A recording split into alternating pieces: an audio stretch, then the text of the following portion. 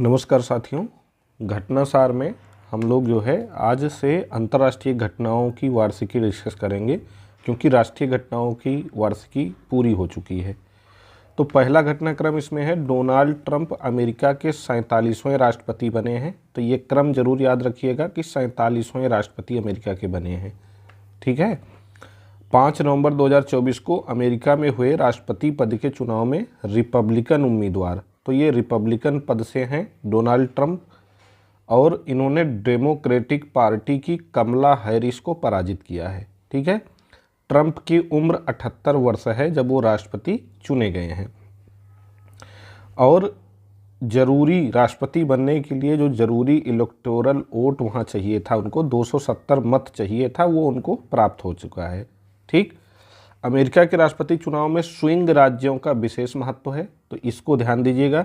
इन राज्यों का समर्थन जिसको रहता है वही राष्ट्रपति बन जाता है। स्विंग वाले 7 राज्यों का समर्थन ट्रंप के पक्ष में रहा। ठीक है। तो स्विंग वाले कौन कौन से राज्य हैं इनको देख लेते हैं। Pennsylvania, North Carolina, Georgia, Michigan, Arizona, Wisconsin और नेवादा। ठीक है। Pennsylvania, North Carolina, Georgia, Michigan, Arizona और विस्कॉन्सिन, नेवादा, ये स्विंग राज्य कहे जाते हैं अमेरिका में। ठीक। राष्ट्रपति चुनाव में जो इलेक्टोरल वोट 538 में से ट्रंप को 295 इलेक्टोरल वोट और कमला हैरिस को 226 वोट मिले हैं। अमेरिका में राष्ट्रपति पद के साथ संसद के दोनों सदनों यानी सीनेट और हाउस ऑफ रिप्रेजेंटेटिव, यानी अपने यहाँ जैसे राज्यसभा है वैसे वहाँ सीनेट है, अपने यहाँ जैसे लोकसभा है वैसे वहाँ हाउस ऑफ रिप्रेजेंटेटिव है। तो उसके लिए भी चुनाव हुए और उसमें ट्रंप की रिपब्लिकन पार्टी ने पूर्ण बहुमत प्राप्त किया है। दोनों सदनों में बहुमत का अर्थ है कि ट्रंप को अपने फैसले लागू करने में अवरोध का सामना नहीं करना पड़ेगा। 132 साल के इतिहास में ट्रंप मात्र ऐसे दूसरे व्यक्ति हैं या दूसरे राष्ट्रपति हैं जो 2 अलग अलग कार्यकाल के लिए चुने गए हैं। तो ये ध्यान दीजिएगा। ठीक है। 2 अलग अलग कार्यकाल के लिए चुने जाने वाले राष्ट्रपति ट्रंप दूसरे हैं। पहली बार ग्रोवर क्वींसलैंड चुने गए थे, ग्रोवर क्लीवलैंड 1892 में। तो वो पहले 1885 से 1889 तक राष्ट्रपति रह चुके थे और उसके बाद 92 में चुने गए थे। ऐसे ही ये जो है डोनाल्ड ट्रंप, ये अमेरिका के पहले 45वें राष्ट्रपति बने थे 9 नवंबर 2016 को। ठीक है। और बाद में जो है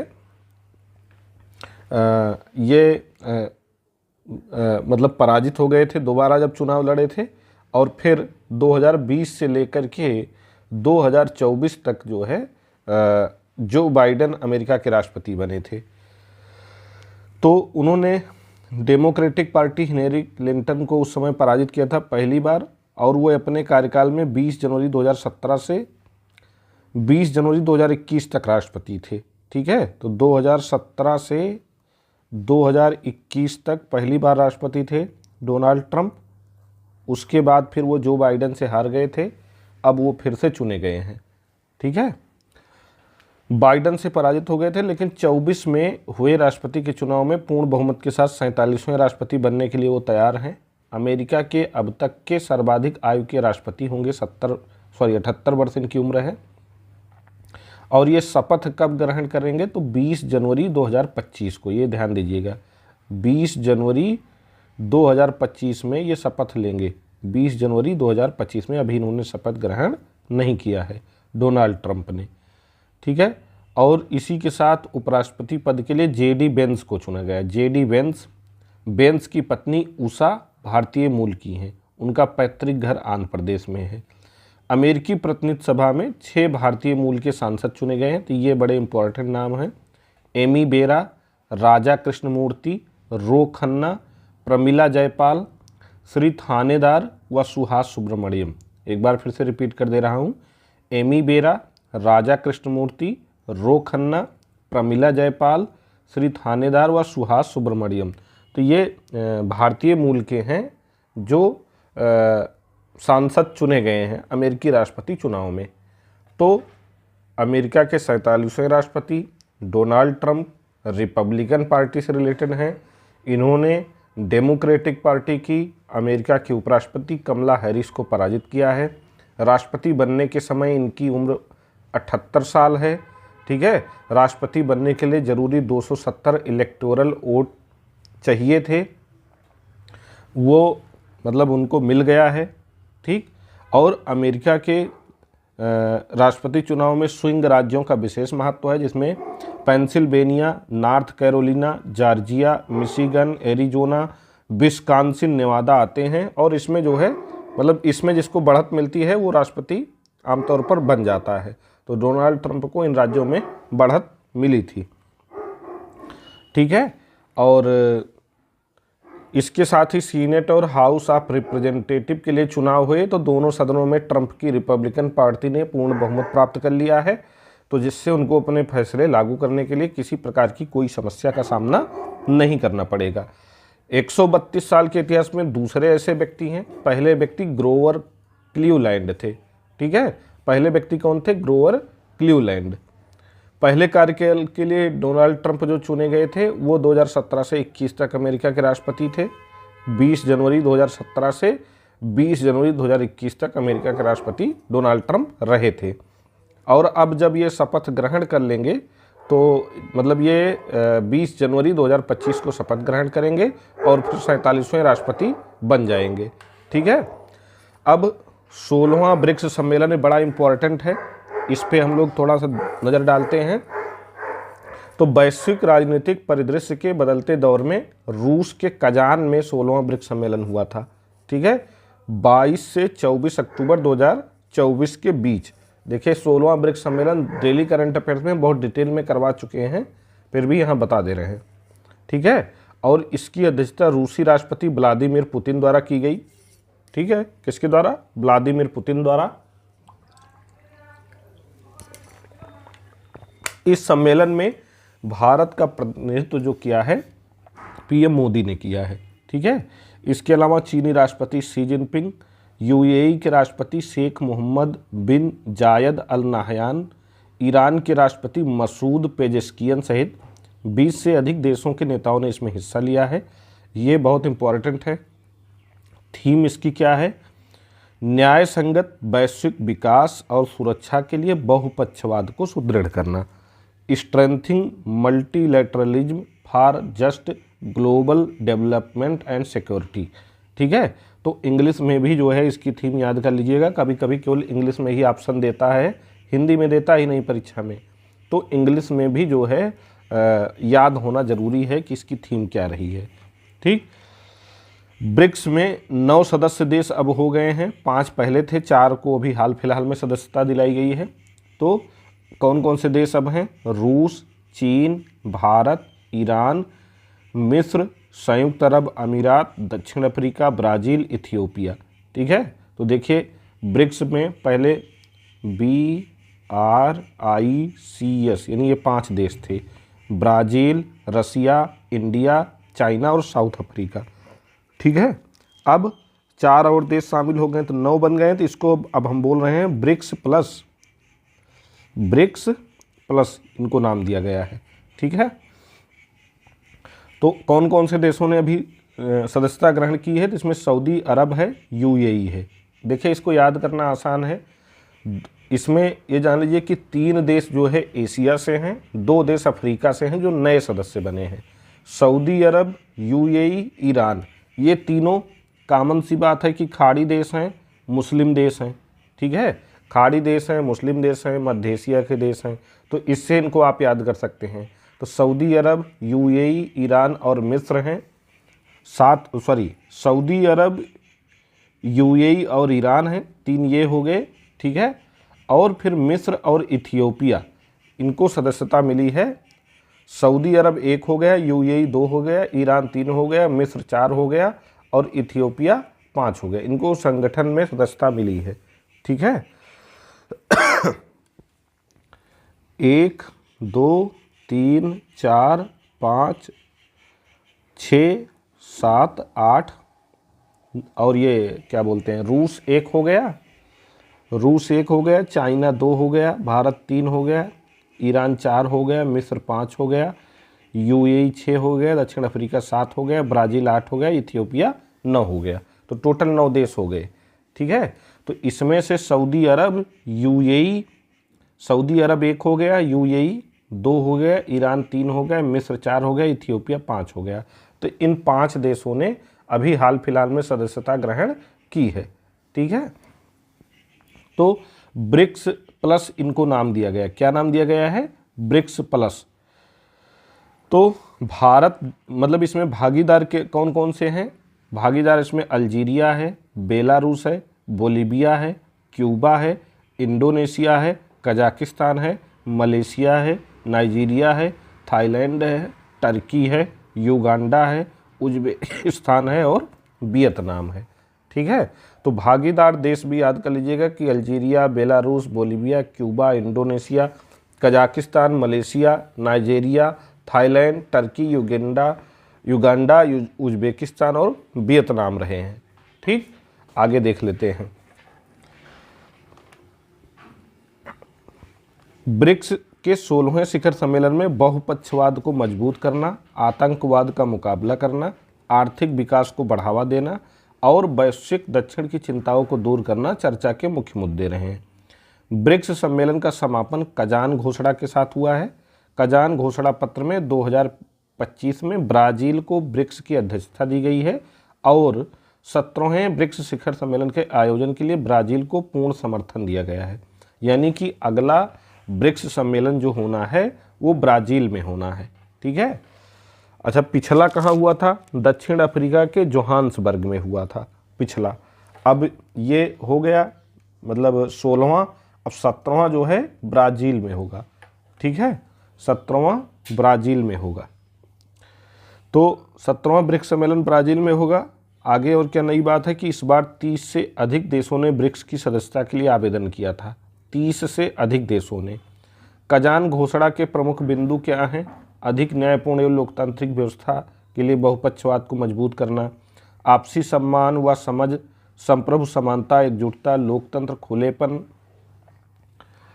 समावेशिता, सहयोग, आम सहमति की ब्रिक्स भावना के लिए प्रतिबद्धता, वैश्विक सुधार पर G20 कॉल टू एक्शन को स्वीकार किया गया। तो ये पॉइंट जो हमने हाईलाइट किया है ये इंपॉर्टेंट है, ये ध्यान रखिए। बाकी स्टेटमेंट में आएगा तो लगभग सब सही ही होगा। ठीक है, तो वैश्विक शासन सुधार पर G20 कॉल टू एक्शन को स्वीकार किया गया है। संयुक्त राष्ट्र में व्यापक सुधार के लिए 2023 जोहान्सबर्ग 2 घोषणा को मान्यता मिली है।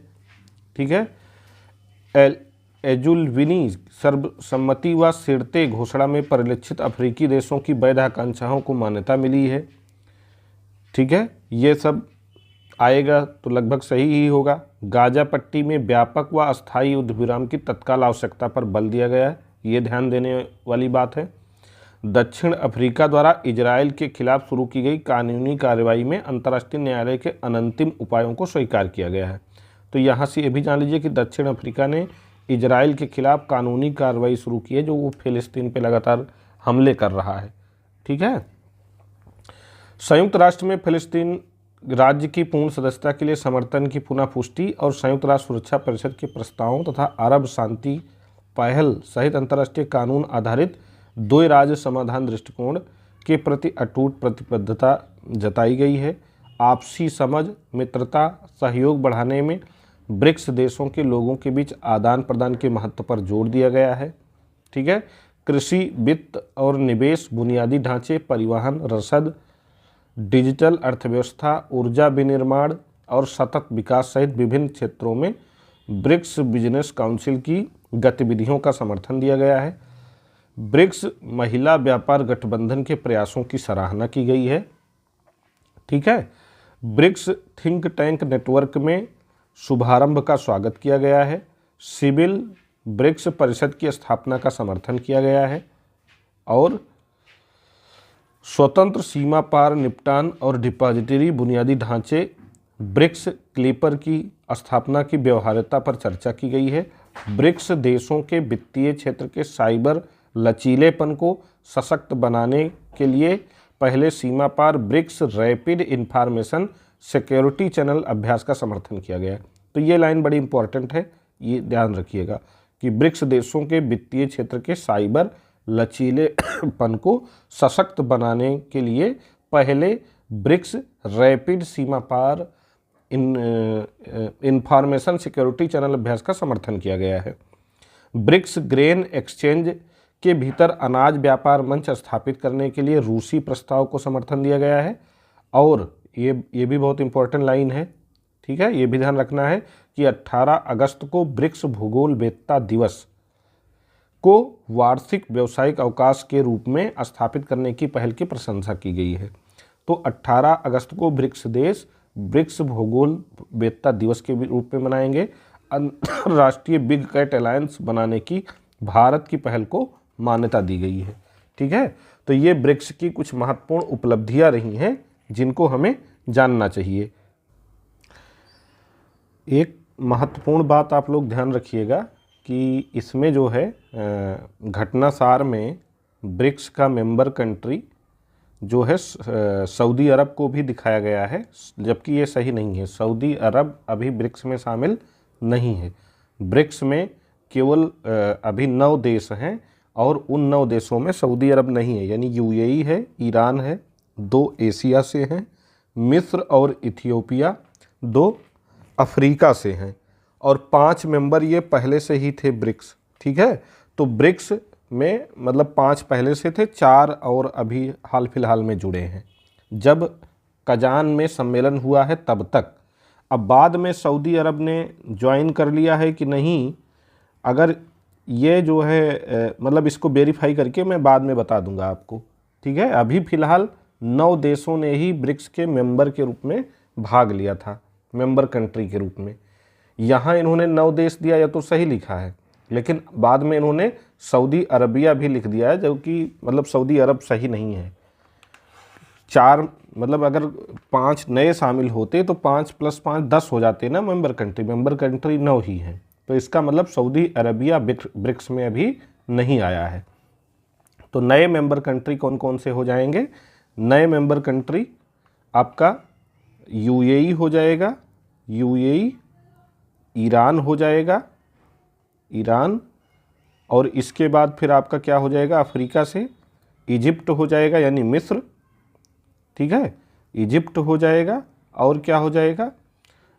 अफ्रीका से नया मेंबर कंट्री इथियोपिया हो जाएगा, ठीक है, इथियोपिया हो जाएगा। तो ये नए मेंबर आए हैं। बाकी जो है ब्राज़ील, रसिया, इंडिया, चाइना और दक्षिण अफ्रीका पहले से थे ही। तो ये ब्रिक्स हो गया। अब ब्रिक्स सम्मेलन के साथ ही भारत चीन द्विपक्षीय वार्ता भी संपन्न हुई है, जो काफ़ी इम्पोर्टेंट है। तो देखिए, पीएम मोदी की ब्रिक्स समिट में हिस्सेदारी से पहले भारत और चीन के बीच बड़ा समझौता हुआ। इस समझौते के तहत दोनों देश लाइन ऑफ एक्चुअल कंट्रोल यानी LAC पर पेट्रोलिंग के लिए सहमत हो गए हैं। इससे पूर्वी लद्दाख में दोनों देशों के बीच LAC विवाद सुलझ जाएगा और टकराव में कमी आएगी, ठीक है। LAC विवाद सुलझ जाएगा, टकराव में कमी आएगी। और जिन जगहों पर LAC में तनाव था वो हैं Daulat Beg, Oldi, Depsang plains, Galwan, hot spring, Pangong Tso lake और डेमचोक। तो ये मतलब इन जगहों पर विवाद था, लेकिन अब तनाव में कमी आई है। तो जहाँ पे तनाव कम हुआ है वहाँ क्या होगा? अन्य जगहों पर तो दोनों देशों की सेना थोड़ा पीछे हटी थी और बफर जोन बना था, लेकिन देप्सांग प्लेस और डेमचोक में तनाव बरकरार था। अक्टूबर 24 में ब्रिक्स समिट से ठीक पहले भारत और चीन ने देप्सांग मैदानों और डेमचोक क्षेत्र में एक दूसरे को गश्त के अधिकार बहाल करने पर सहमति व्यक्त की। समझौते के बाद 1 नवंबर 2024 को दोनों देशों ने डेमचोक में मई 2020 की भांति पुनः पेट्रोलिंग शुरू कर दी है, ठीक है। मई 2020 की भांति पुनः पेट्रोलिंग शुरू कर दी है। और इससे क्या हो जाएगा कि लद्दाख के उत्तर में देप्सांग मैदान और दक्षिण में डेमचोक में गश्त LAC के साथ पुराने गश्त बिंदुओं तक की जाएगी। इसका मतलब कि भारतीय सैनिक देप्सांग मैदानों में गश्त बिंदु यानी PP 10 से 13 तक डेमचोक के 4 डिग नाले तक गश्त कर सकते हैं, ठीक है। गश्ती दल में सामान्य रूप से 13 से 18 सैनिक होते हैं, लेकिन किसी भी टकराव को टालने के लिए गश्ती दल में कम से कम 14-15 सैनिक हमेशा रहेंगे। ठीक है, तो ये ब्रिक्स हो गया और भारत चीन का जो मतलब गलवान वैली को लेकर समझौता हुआ है, उस मतलब वो घटनाक्रम हम लोगों ने कवर कर लिया। अब आगे देखेंगे हम लोग, आगे के लिए जो महत्वपूर्ण घटनाक्रम है उसको देखते हैं, हमारे एग्जाम के पॉइंट ऑफ व्यू से क्या क्या महत्वपूर्ण हो सकता है। तो देखिए, अगली घटना जो है जो महत्वपूर्ण हो सकती है, अगली घटना है कि वैश्विक प्रकृति संरक्षण सूचकांक जारी किया गया है, और ये काफ़ी महत्वपूर्ण है इसलिए क्योंकि ये पहली बार जारी किया गया है। ठीक है, वैश्विक प्रकृति संरक्षण सूचकांक पहली बार जारी किया गया है। 2024 ग्लोबल नेचर कंजर्वेशन इंडेक्स इसको अंग्रेजी में बोल रहे हैं। वैश्विक प्रकृति संरक्षण सूचकांक the Goldman Sonnenfeld School of Sustainability and Climate Change, Ben Gurion University of नेगेब, इजराइल और गैर लाभकारी वेबसाइट BOD.com या biod.com द्वारा जारी किया गया। तो नाम एक बार पढ़ लेंगे तो ऑप्शन में आएगा, तो ये पता चल जाएगा कि हमने इसको यहाँ पढ़ा था, बाकी इसको पूरा याद करने की ज़रूरत नहीं है।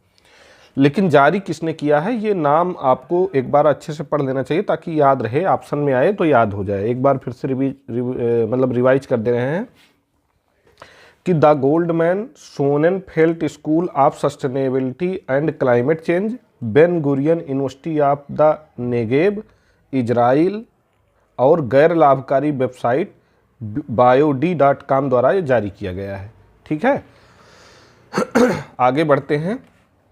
वैश्विक प्रकृति संरक्षण सूचकांक में यह प्रदर्शित किया जाता है कि कोई भी देश अपने पर्यावरण और प्राकृतिक संसाधनों की रक्षा कैसे कर रहा है। ठीक है, और ये चीज़ें इन्वायर से रिलेटेड है, इन्वायरमेंट से, तो बहुत ज़्यादा इसको डीप में जाने की ज़रूरत नहीं, ये पता ही है, ये रहेगा ही। इस सूचकांक के प्रमुख मानदंड हैं भूमि प्रबंधन, जैव विविधता को खतरा, क्षमता और शासन, और भविष्य का रुझान। इन मानदंडों का मूल्यांकन 25 प्रदर्शन संकेतकों का उपयोग करके किया गया है। सूचकांक के लिए आंकड़े विश्व बैंक और IUCN से लिया गया है। सूचकांक में 180 देशों को मानकों के प्रदर्शन के आधार पर रैंक प्रदान किया गया है। यूरोपीय देश लग्जमबर्ग इसमें शीर्ष स्थान पे है। ठीक है, तो शीर्ष स्थान पे इसमें कौन है? लग्जमबर्ग है, तो ये इंपॉर्टेंट हो गया। सबसे निचले स्थान पे यानी 180वें स्थान पे किरीबाती है, तो ये भी एक इम्पॉर्टेंट पॉइंट हो गया। 100 में से 45.5 स्कोर के साथ भारत 180 देशों में 176वें स्थान पे है। तो ये सबसे इम्पॉर्टेंट है कि वैश्विक प्रकृति संघ संरक्षण सूचकांक में भारत जो है 176वें स्थान पे है, ये बहुत इम्पॉर्टेंट है। ठीक है, वैश्विक प्रकृति संघ संरक्षण सूचकांक में भारत का कौन सा स्थान है? 176वां स्थान है। तो ये मतलब काफ़ी इम्पोर्टेंट है, इसको हमको जानना चाहिए। ठीक, इसको हमें जानना चाहिए। आगे बढ़ते हैं, देखते हैं। भारत को उसके अकुशल भूमि प्रबंधन और जैव विविधता के लिए बढ़ते खतरों के कारण निचले स्थान पर रखा गया है।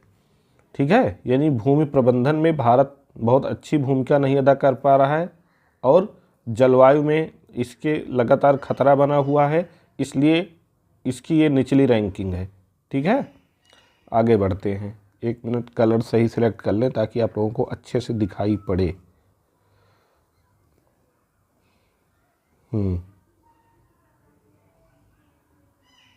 अब सही है, चलिए आगे बढ़ते हैं। भूमि प्रबंधन श्रेणी में भारत को 42 अंक के साथ विश्व में 154वें स्थान पर रखा गया है। जैव विविधता के लिए खतरा श्रेणी में उसे 54 अंक के साथ 117वां स्थान मिला है। क्षमता और शासन श्रेणी में 60 अंकों के साथ 115वां स्थान मिला है। भविष्य के रुझान में 35 अंक के साथ 133वां स्थान मिला है। फिलहाल ये सब उतना इम्पोर्टेंट नहीं है, सबसे ज़्यादा इम्पोर्टेंट यही है कि भारत 180 देशों में 176वें स्थान पे है। पहले स्थान पे लग्जमबर्ग है। ठीक है, लग्जमबर्ग है, और सबसे लास्ट स्थान पे किरीबाती है। किरीबाती है, ठीक है, ये सबसे लास्ट स्थान है, अंतिम। और भारत जो है 176वें स्थान पे है, 176 स्थान पे है। इतनी चीज़ें इंपॉर्टेंट है। ये पहली बार जारी किया गया है, ये सूचकांक वैश्विक प्रकृति संरक्षण संघ सूचकांक पहली बार जारी किया गया है, ठीक है।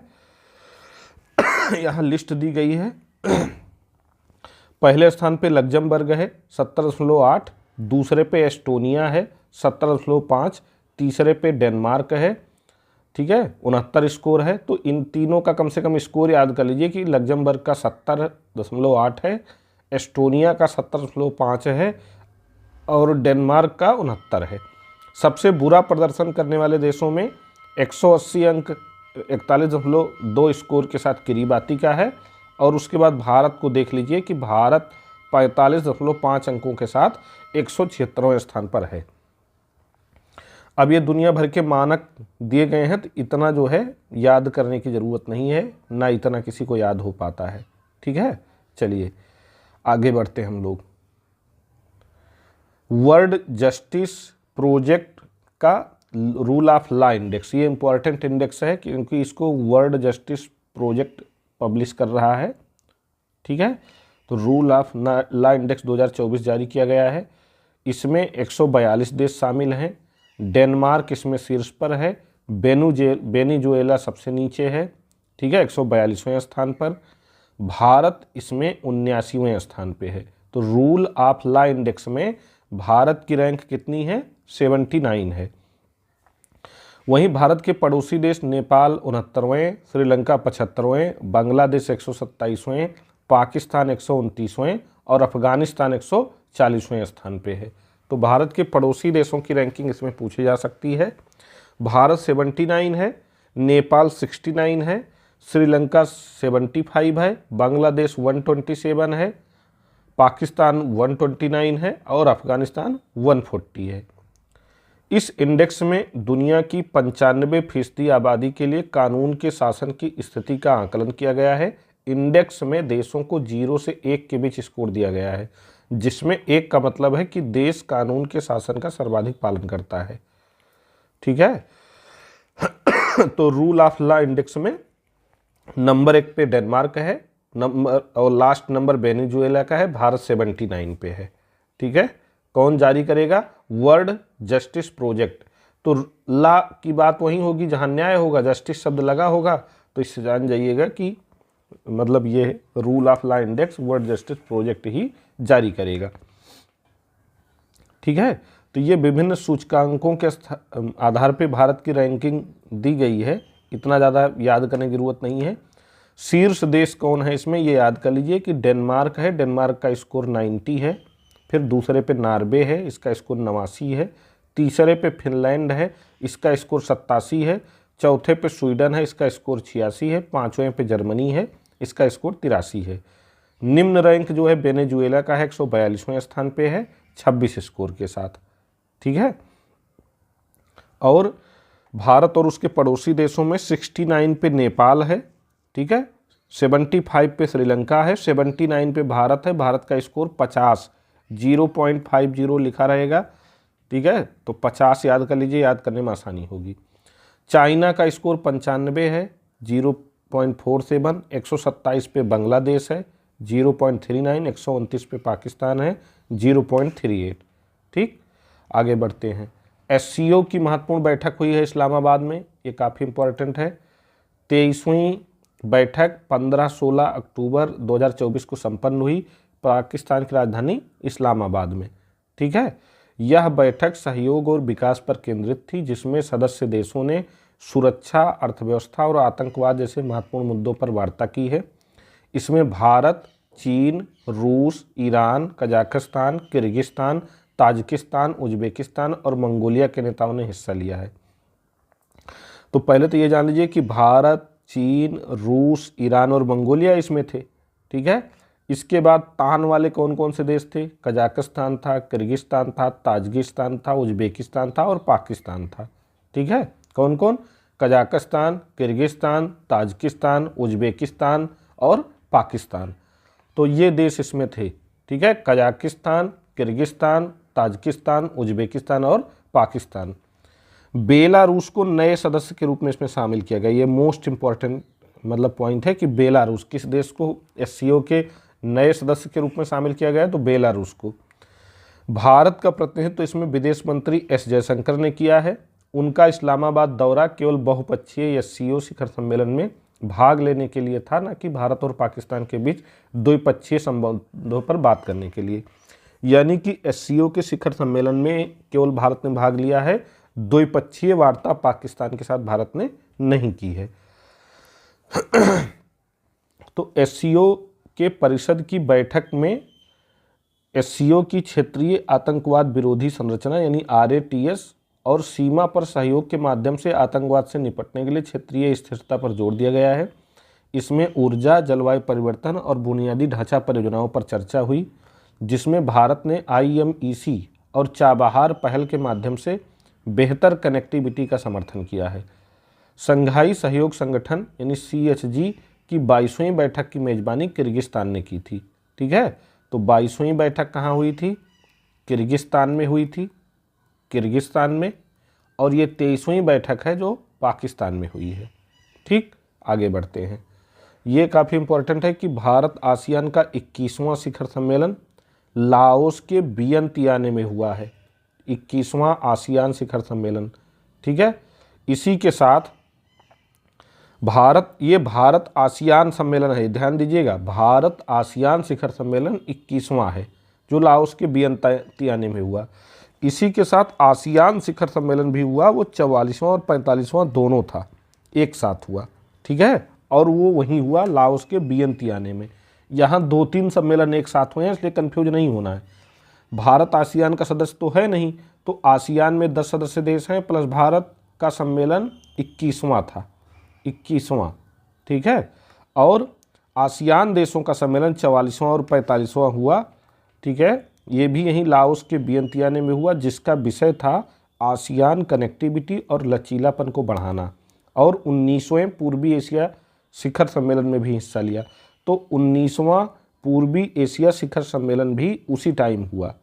ठीक है, इसके मुख्य तथ्य क्या हैं कि आसियान और भारत की संयुक्त रूप से विश्व के सकल घरेलू उत्पाद में 7% तथा वैश्विक जनसंख्या में 26% की हिस्सेदारी है।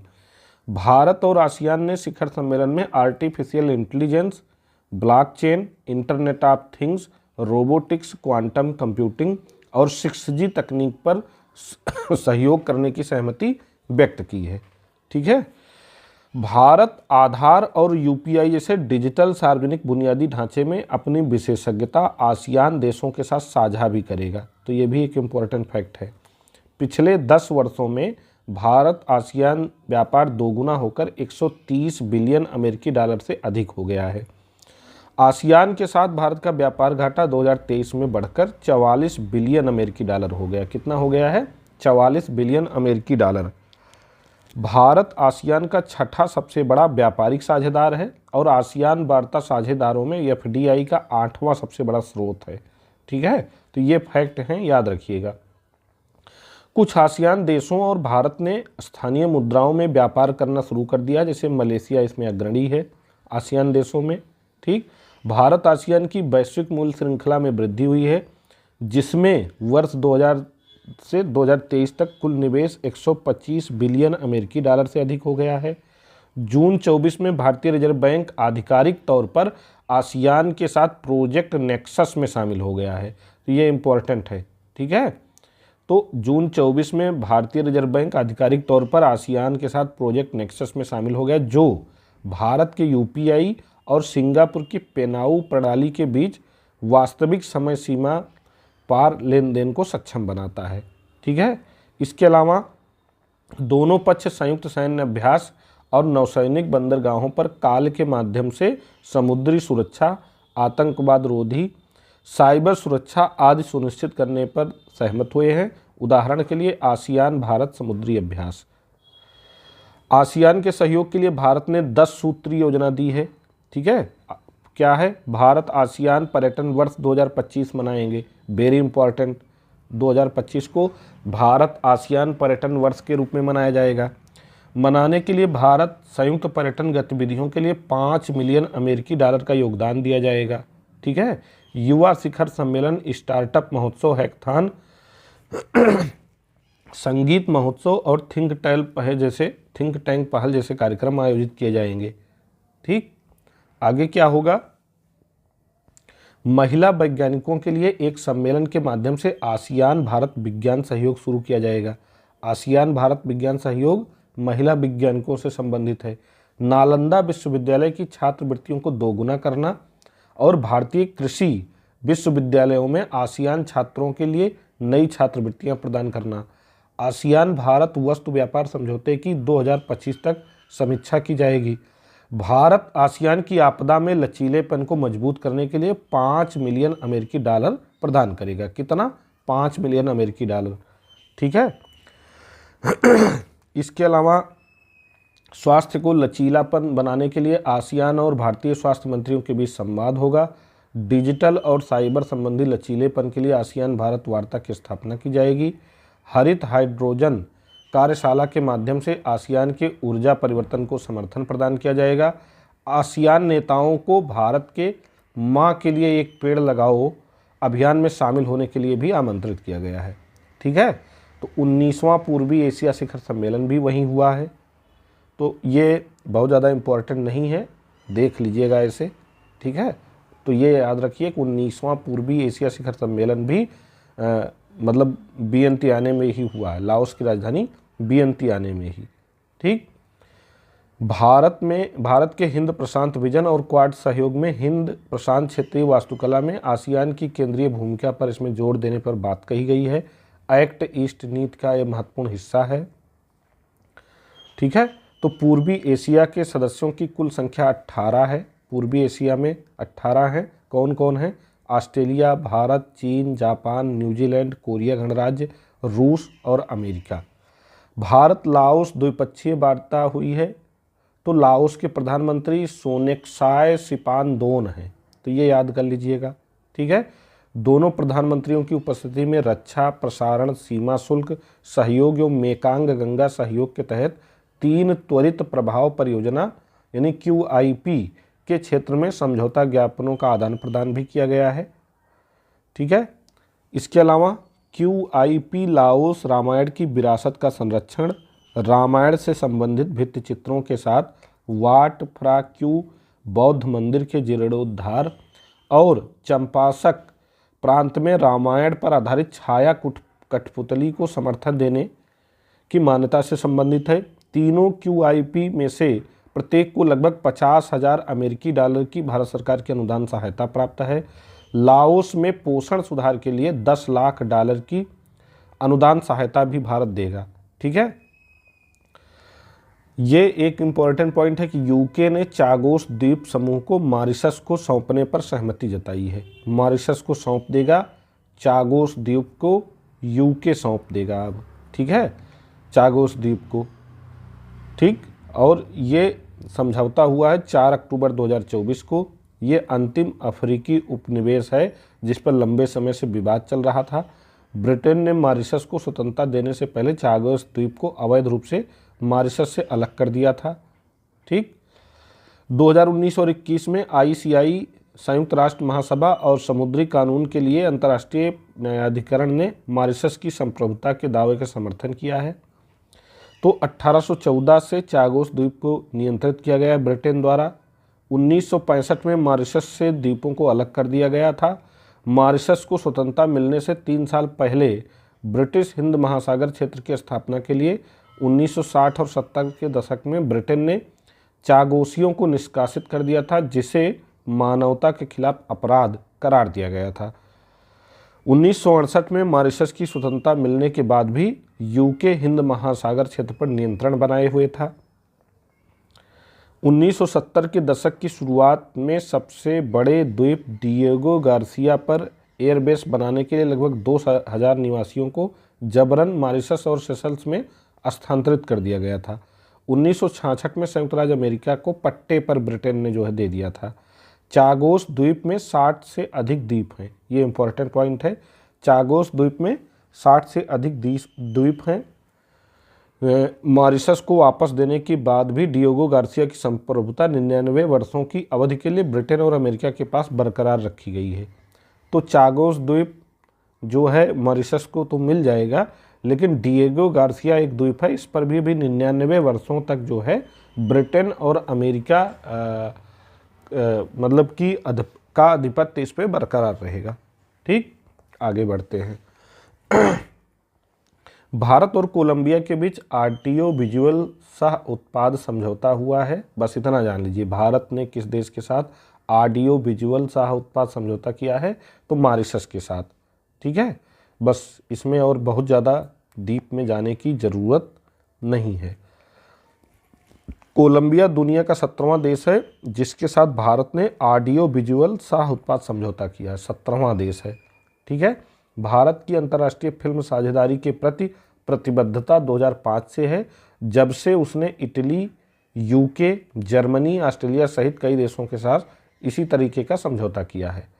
ठीक, तो भारत ने कोलंबिया के साथ जो है ऑडियो विजुअल समझौता किया है, और कोलंबिया के साथ जो समझौता हुआ है, कोलंबिया 17वां देश है जिसके साथ भारत ने ऐसे समझौता किया है। बस इसमें और कोई कुछ इम्पोर्टेंट नहीं है, बहुत दिमाग खपाने की ज़रूरत नहीं है।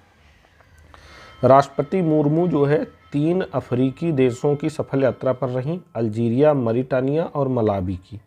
ठीक है, 20 अक्टूबर को वापस लौटी। 13 से 19 अक्टूबर 2024 तक इन्होंने जो है इन 3 देशों की यात्रा की है। अपनी यात्रा के दौरान मुर्मू ने 19 अक्टूबर को अपने मलावी समकक्ष लाजरस चकबेरा से मुलाकात की। राष्ट्रपति मुर्मू और मलावी के राष्ट्रपति चकबेरा ने विभिन्न क्षेत्रों पर चर्चा की और कला एवं संस्कृति, युवा मामले, खेल एवं फार्मास्यूटिकल सहयोग पर समझौता ज्ञापनों पर हस्ताक्षर हुआ।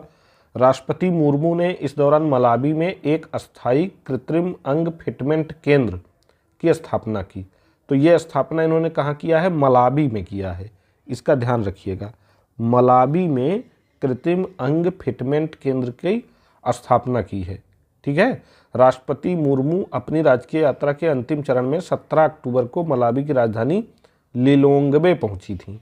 तो तीनों देशों की राजधानी और तीनों देशों के राष्ट्राध्यक्ष जरूर याद कर लीजिएगा, क्योंकि जो चर्चा में है उसको सुमेलित करने के लिए दे सकता है राजधानी के रूप में। मॉरिटानिया की यात्रा भी राष्ट्रपति मुर्मू ने की। तो मॉरिटानिया के जो राष्ट्रपति हैं मोहम्मद आउल्द गजौआनी इनका नाम है, मोहम्मद आउल्द गजौआनी। अजीब अजीब नाम है यार, क्या क्या पढ़ना पड़ रहा हम लोगों को। 17 अक्टूबर को ही भारत और मॉरिटानिया के बीच राजनयिक प्रशिक्षण और वीज़ा छूट, सांस्कृतिक आदान प्रदान, विदेश कार्यालय परामर्श के क्षेत्र में 4 समझौता ज्ञापनों पर हस्ताक्षर किया। अल्जीरिया की यात्रा की जब इन्होंने 13 से 15 अक्टूबर के बीच, तो अब्देल मजीद तब्बौने वहाँ के जो है राष्ट्रपति हैं। अल्जीरिया यात्रा के दौरान राष्ट्रपति मुर्मू को राजनीति विज्ञान में मानद डॉक्टरेट उपाधि दी गई। वेरी इंपॉर्टेंट है, किस देश ने मानद डॉक्टरेट उपाधि दी? तो अल्जीरिया ने। ठीक है, उपाधि से अल्जीयर्स की सिदी अब्देला विज्ञान और प्रौद्योगिकी पोल विश्वविद्यालय द्वारा सम्मानित किया गया है। राष्ट्रपति मुर्मू अल्जीरिया की यात्रा करने वाली पहली भारतीय राष्ट्रपति हैं, तो ये वेरी इंपॉर्टेंट है। ठीक है, पहली भारतीय राष्ट्रपति जो है राष्ट्रपति मुर्मू हैं जिन्होंने अल्जीरिया की यात्रा की। अगला क्वेश्चन है कि WIPO का ग्लोबल इनोवेशन इंडेक्स जारी किया गया। WIPO ने जारी किया, इन्होंने हिंदी में लिख दिया है तो ये समझ में कम आता है। ठीक है, ग्लोबल इनोवेशन इंडेक्स ये इंपॉर्टेंट है। 133 अर्थव्यवस्थाएं इसमें शामिल हैं। ठीक है, वैश्विक नवाचार सूचकांक चाहे कहेगा और चाहे वैश्विक ग्लोबल इनोवेशन इंडेक्स कहेगा, एक ही बात है। इसमें स्विट्जरलैंड शीर्ष पर है। ठीक है, तथा अंगोला को 133वां स्थान मिला है। 26 सितंबर 2024 को जारी हुआ सामाजिक उद्यमिता के वादे को उजागर करना, इसका शीर्षक है ग्लोबल इनोवेशन इंडेक्स का। वेरी इंपॉर्टेंट सूचकांक है, पूछा जाएगा। वैश्विक नवाचार सूचकांक में वैश्विक स्तर पर बड़े विज्ञान और प्रौद्योगिकी नवाचार क्लस्टर हब के रूप में जापान के टोक्यो याकोहामा को घोषित किया गया। टोक्यो याकोहामा क्षेत्र जो है मोटर कार के लिए प्रसिद्ध है जापान का, तो उसको जो है क्या घोषित किया गया है? बड़े विज्ञान और प्रौद्योगिकी नवाचार क्लस्टर हब के रूप में। वैश्विक विश्व बौद्धिक संपदा संगठन यानी WIPO, कार्नेल विश्वविद्यालय और इनसीड बिजनेस स्कूल द्वारा सह प्रकाशित इस सूचकांक में नवाचार को मापने के मानदंडों में संस्थान, मानव पूंजी, अनुसंधान, बुनियादी ढांचा, निवेश, लिंकेज, ज्ञान सृजन, अवशोषण, प्रसार और रचनात्मक आउटपुट शामिल हैं। तो WIPO, कार्नेल विश्वविद्यालय और इनसीड बिजनेस स्कूल द्वारा जारी किया गया है। सूचकांक में भारत 133 अर्थव्यवस्थाओं में 38.3 स्कोर के साथ 39वें स्थान पर है। ठीक है, जबकि 2023 में जो है 40वें स्थान पर था। तो निम्न मध्यम आय वाली अर्थव्यवस्थाओं में मध्य और दक्षिण एशिया क्षेत्र की 10 अर्थव्यवस्थाओं में भारत पहले स्थान पर है। निम्न और मध्यम आय वाली अर्थव्यवस्थाओं में। ठीक, भारत ने बौद्धिक संपदा संगठन के विज्ञान और प्रौद्योगिकी क्लस्टर रैंकिंग में भी चौथा स्थान प्राप्त किया है। सूचकांक में विश्व के शीर्ष 100 विज्ञान एवं प्रौद्योगिकी क्लस्टर में भारत के 4 शहर शामिल हैं: दिल्ली, मुंबई, चेन्नई, बेंगलुरु। ठीक है, दिल्ली, मुंबई, चेन्नई, बेंगलुरु शामिल है। ठीक, बस इसमें रैंकिंग देख लीजिए किसको क्या मिली है। ठीक है, रैंकिंग वैश्विक सूचकांक में भारत का प्रदर्शन कैसा रहा है, तो ये इतना इम्पोर्टेंट नहीं है। ठीक है, अलग अलग ये जान लीजिए कि चीन, तुर्की, Bharat, Vietnam, Indonesia, Iran, Morocco और फिलीपींस सबसे तेज सुधार करने वाली मध्यम आय वाली अर्थव्यवस्थाएं हैं। ठीक है, कौन कौन? चीन, तुर्की, Bharat, Vietnam, Indonesia, Iran, Morocco और फिलीपींस। मध्यम आय वाली अर्थव्यवस्थाओं में चीन 11वें स्थान पे है, मलेशिया 33वें स्थान पे है, तुर्किया 37वें स्थान पे है, बुल्गारिया 38वें और भारत 39वें स्थान पे है। भारत का कौन सा स्थान है? 39वां।